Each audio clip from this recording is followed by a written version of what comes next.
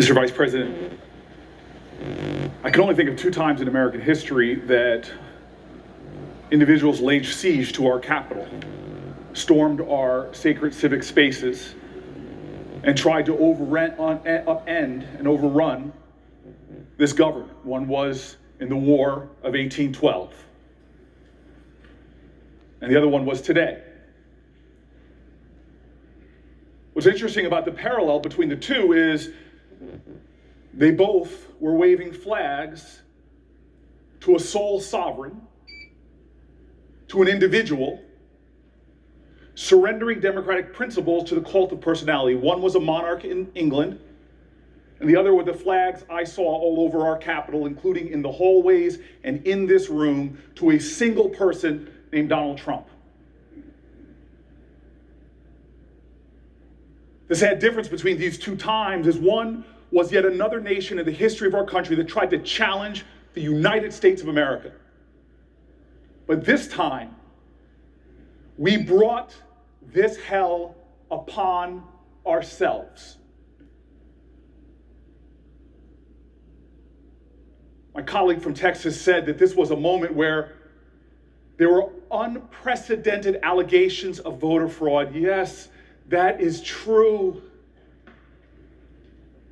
They were unprecedented when the president, before the election even happened, said, if I lose this election, then the election was rigged.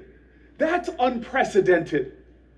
It's unprecedented before the night of the voting even the counting of the vote was even done that he called it rigged.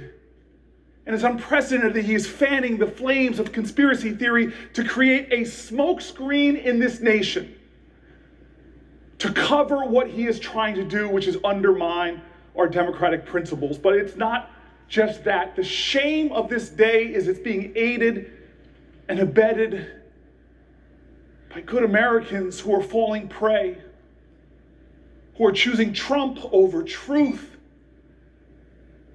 who are surrendering to the passion of lies as opposed to standing up and speaking truth to power, who are trying to fundraise off of the shame of conspiracy theories as opposed to doing the incalculably valuable, patriotic thing to speak truth to our nation. Our democracy is wounded, and I saw it when I saw pictures of yet another insurgency, of a flag of another group of Americans who tried to challenge our nation. I saw the flag of the Confederacy there.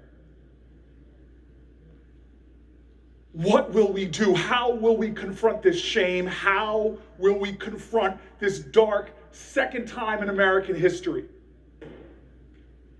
I pray that we remember a Georgian.